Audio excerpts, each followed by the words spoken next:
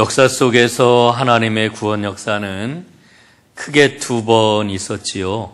첫 번째는 이스라엘을 애굽의 노예 생활에서 해방시켜 주신 하나님의 출애굽 사건이 있습니다. 이때 귀하게 쓰임받았던 사람이 바로 모세이지요. 두 번째는 예수 그리스도께서 이 땅에 오신 결정적이고도 완전한 구원 역사입니다. 그런데 이 예수님이 이 땅에 오신 결정적인 구원 사건에는 예수님을 위해서 먼저 등장했던 한 사람이 있었습니다. 바로 세례 요한이지요. 우리가 지금 대림절을 보내고 있는데 메시아이신 예수님을 기다리는 이 대림절기에 세례 요한을 살펴보는 것은 너무나도 당연한 일입니다. 아마도 그래서인지 사복음서에는 모두 다 세례 요한을 다루고 있습니다. 그 중에서도 오늘 우리가 읽고 있는 이 누가복음 말씀을 보면은 세례 요한의 출생하고 예수님의 탄생을 아주 특별하게 병렬적으로 지금 다루고 있는 것을 우리는 보게 됩니다. 세례 요한의 출생은 단순한 출생이 아니라 하나님의 약속을 성취하는 아주 중요한 일이었다 하는 데다 초점을 맞추고 세례 요한의 출생을 보도하고 있는 거지요. 그래서 오늘 저는 여러분들과 함께 이 세례 요한의 출생 이야기를 좀 더 깊이 살펴보려고 합니다. 세례 요한의 아버지 이름은 사가랴였습니다. 그는 아비야 집안 사람이었고 이 집안은 대대로 제사장의 가문이었습니다. 그렇기 때문에 세례 요한도 이 땅에 태어나서 제사장 가문의 사람으로 장차 제사장이 될 인물이었다 이렇게 이야기를 할 수 있겠지요. 오늘 본문 말씀을 읽으면서 저는 참 흥미로운 그런 한 부분을 보게 되는데 6절에 보면은 요한의 아버지와 어머니를 의인이라 이렇게 칭합니다. 흠없는 사람이라 이렇게 보도를 합니다. 그러나 저는 이 말을 읽으면서 이거는 참 모순적인 말이네 이런 생각을 갖습니다. 왜냐하면은 당시에 의인이라고 하는 인정을 받았다라고 하면은 하나님께서 그들에게 자식을 주시는 것은 너무나도 당연한 일이었기 때문에 그렇습니다. 그러나 오늘 본문을 보게 될 것 같으면은 하나님 앞에 자식을 달라고 간절히 기도했지만 그러나 그들은 응답을 받지 못했고 여전히 아들이 없었습니다. 이게 오늘 본문 상황이에요. 오늘 말씀을 보면은 어느 날 사가랴는 자기 반열의 차례가 되어가지고 성소에서 제사장직을 수행을 하게 됩니다. 오늘 말씀하고 있는 성소는 지성소를 가리키는 거지요. 여러분 지성소가 어떠한 곳입니까? 지성소는 우리 하나님이 임재하시는 세상에서 가장 거룩한 장소입니다. 여기는 함부로 누구 아무나 들어갈 수가 없는 곳입니다. 제사장이라 할지라도 모든 제사장이 다 들어갈 수 있는 게 아닙니다. 오늘 성경 본문에 보면은 제비를 뽑아 선택된 제사장만이 그 직무를 수행하기 위해서 들어가는 곳, 이게 바로 지금 지성소인 것입니다. 아마도 평생 제사장직을 수행을 하지만 생애 동안에 한 번이나 두 번 주어질까 말까 하는 그런 영예로운 그런 제사장직에 수행을 하는 것이 바로 이 지성소에서 행하는 제사장직이라고 이야기할 수 있습니다. 오늘 이 지성소에서 제사장의 직무를 수행을 하면서 사가랴는 하나님의 특별한 은총을 만나게 되지요. 오늘 말씀을 보면은 사가랴가 분향하는 동안에 백성의 무리는 밖에서 기도하고 있었다 이렇게 보도합니다. 여러분 이 분향하는 장면, 기도하는 장면을 통해 가지고 누가복음이 오늘 이야기하고자 하는 바는 아주 분명합니다. 그게 무엇입니까? 기도의 중요성을 강조하고 있는 거지요. 누가복음은 첫 장면부터 기도가 얼마나 중요하냐라고 하는 것을 이야기하고 있습니다. 여러분 누가복음을 가리켜 우리는 기도의 복음서다 이렇게 이야기하지 않습니까? 여러분 오늘 본문은 분명하게 말합니다. 사가랴가 체험하고 있는 이 신비로운 사건은 기도의 응답이다 이걸 말하고 있는 것입니다. 여러분, 우리는 모두 다 예수 믿는 사람들입니다. 세상 사람들은 우리를 가리켜 그리스도인이라 하는 이름을 붙여 주었습니다. 그리스도인이라고 하는 이름을 다른 말로 바꾸어서 하면은 어떻게 표현할 수 있을까요? 기도의 사람?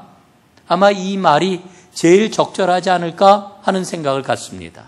예수 믿는 사람, 그리스도인은 너나 할 것 없이 모두 다 기도의 사람입니다. 기도의 사람이어야 합니다. 여러분, 기도하는 모습을 보면은 저 사람은 틀림없는 예수의 사람이로구나. 기도하는 모습을 보면은 저 사람은 정말 그리스도인이구나. 이걸 알 수 있다라고 하는 거지요. 미국 남부 출신 플래너리 오코너라고 하는 작가가 있답니다. 저는 이분의 작품을 읽어보지를 않았기 때문에 어떤 분인지 잘 모르는데, 그런데 미국 사람들에게는 꽤 널리 알려진 작가라고 합니다. 그런데 이 플래너리 오코너가 작가로서의 명성을 얻기 전에 자신의 재능이 얼마나 평범한지, 어쩌면 나는 이렇게 형편없을까? 내가 이런 재능을 가지고 글 쓰는 것을 사람들이 과연 읽어줄까? 사람들이 내 글을 사줄까? 아닐 거야. 이러면서 자신의 재능 없음에 대해서 얼마나 깊이 절망하고 낙심을 하고 아파했는지 모릅니다. 그러던 그가 시편 기자들의 기도를 마음에 새기면서 옛 믿음의 선배들이 걸었던 것과 똑같이 기도의 오솔길을 따라서 기도를 배우기 시작을 했습니다. 그가 기도를 배우면서 진정한 기도의 사람이 되기 시작을 했는데, 여러분, 그가 기도 가운데 얻은 결론이 뭔지 아십니까? 오코너는 이런 이야기를 합니다. 우리가 반드시 얻어야 할 결정적인 응답은 환경의 변화가 아니라 하나님을 온전히 아는 것이다. 여러분, 진정한 기도의 응답은 하나님을 온전히 아는 것이래요. 여러분, 이게 얼마나 진리의 그 말씀입니까? 여러분, 하나님을 아시지요? 우리는 모두 다 하나님을 알고 있습니다. 여러분, 사실은 우리 여러분들이 함께 예배를 드리고 있지만은 이 자리에 앉아있는 각자가 알고 있는 하나님은 다 달라요. 다 다릅니다. 내가 알고 있는 하나님, 내가 경험하고 있는 하나님 다 달라요. 내가 알고 있는 그 하나님이 사실은 나의 믿음의 내용입니다. 내 믿음이 어떤 믿음이냐? 내가 알고 있는 하나님이 내 믿음의 모든 것이라고 이렇게 이야기할 수 있습니다. 여러분, 하나님을 온전히 아는 이와 같은 은혜가 여러분에게 있어지기를 주님의 이름으로 축복합니다. 하나님을 온전히 안다라고 하는 게 이게 얼마나 큰 복인지 몰라요. 예? 참 사람들이 하나님을 알고 있는 그 모습을 보면 그 층이 정말 다양한 것을 우리는 보게 됩니다. 여러분, 성경을 통해서 그 진리의 말씀을 통해서 우리에게 일러주고 있는 그 하나님을 온전히 아는 하나님의 사람들 꼭 되시기를 바랍니다. 이게 복입니다. 플래너리 오코너는 이런 이야기도 들려줍니다. 잘 살고 못 사는 것은 사랑의 우선순위를 어디에 두느냐에 달렸다. 하나님과 이웃을 사랑하는 마음보다 성공을 사랑하는 마음이 우리 마음에 가득 차 있으면 우리의 영혼과 우리의 감정과 우리의 삶의 감각은 딱딱하게 굳어버릴 수밖에 없다. 여러분, 정말 기도하는 사람이 깨달은 진리의 명언입니다. 사랑하는 여러분, 하나님과 이웃을 사랑하는 그 마음이 여러분의 심령 가운데 가득하기를 간절히 바랍니다. 기도는요, 하늘나라를 일상으로 들어오게 합니다. 기도는 하늘나라를 우리 삶 가운데로 들어오게 합니다. 저는 오늘 본문을 통해서 이와 같은 진리를 확인을 합니다.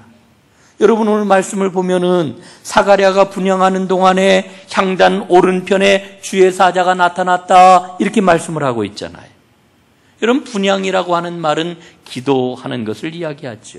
그런데 나타났다라고 하는 이 말은 원어로 보게 될 것 같으면은 보여졌다라고 하는 의미를 갖고 있습니다. 주의 사자가 사가랴에게 보여졌다는 거예요.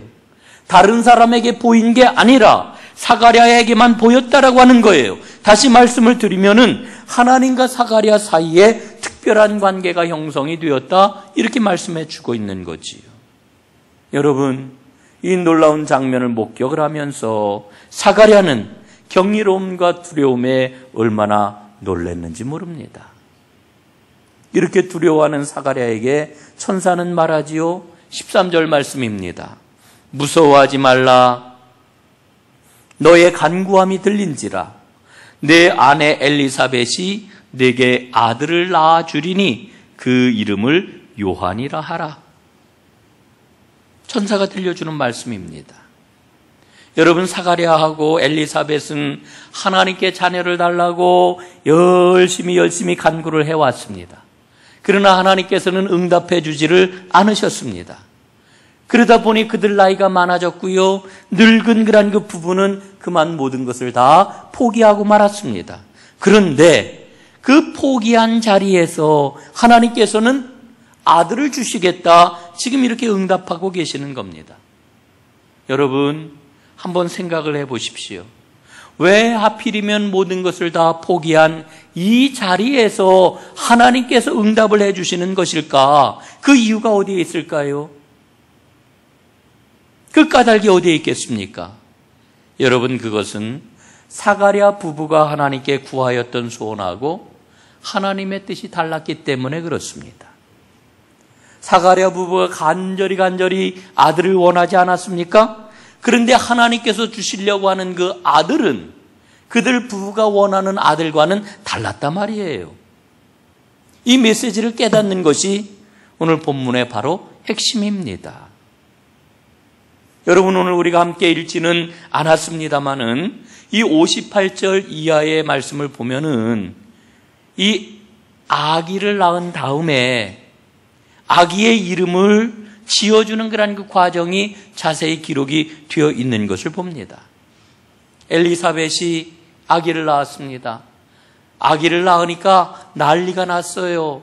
여러분, 한번 생각해 보십시오.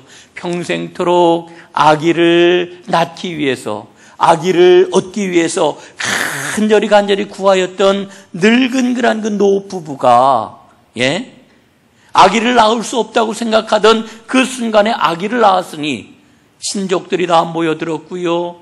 동네 이웃들이 다 모여들었습니다.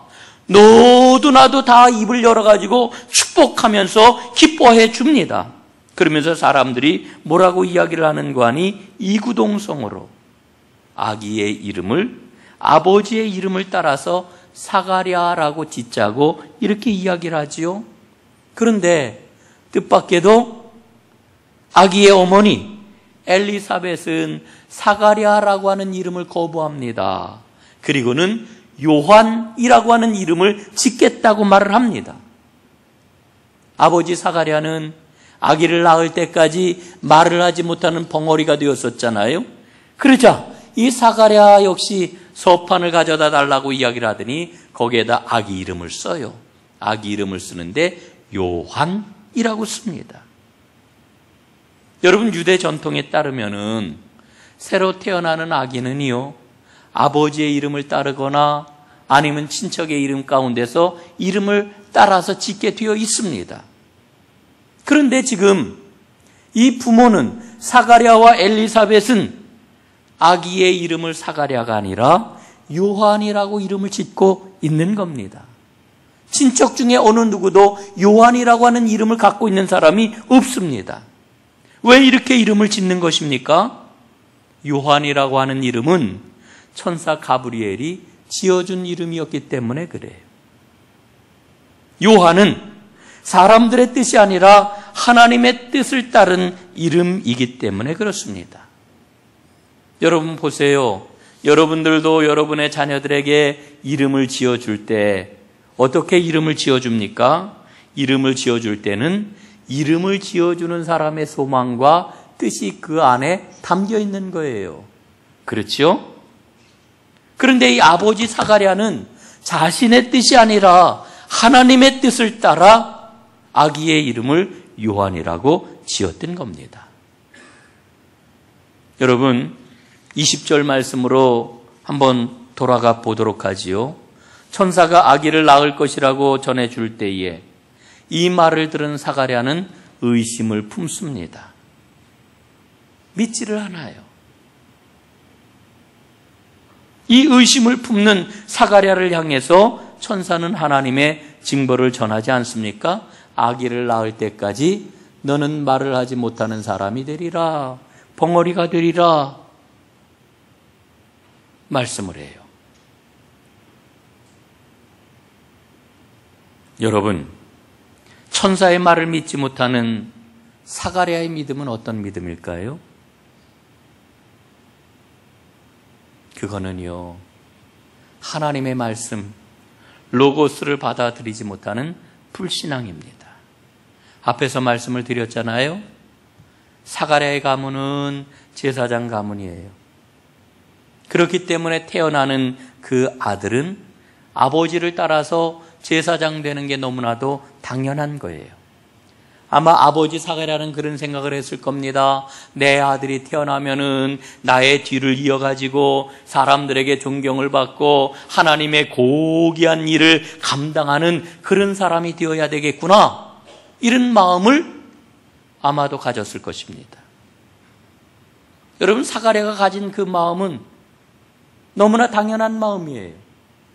세상의 모든 아버지들이 다 갖고 있는 마음이에요. 그러나 하나님은 사가랴의 마음과 다르셨습니다. 여러분, 오늘 17절에 보니까요, 이렇게 기록이 되어 있어요. 태어나는 아들, 그는 또 엘리야의 방식과 엘리야의 능력으로 하나님의 오심을 알릴 것이다. 여러분, 엘리야가 누구입니까? 엘리야는 예언자를 대표하지요. 하나님께서는요, 요한이, 태어나는 사가랴의 아들 요한이 제사장의 가계를 잇는 게 아니라 엘리야와 같은 예언자가 되기를 바라셨다라고 하는 것을 일러주고 있는 거예요. 여러분, 우리가 구약 성경을 읽을 때 삼중직에 대한 것을 잘 기억하는 게 굉장히 유용합니다. 여러분, 구약 시대에 보면은 기름 부음을 받았던 세 종류의 그러한 그 직분자가 있었지요.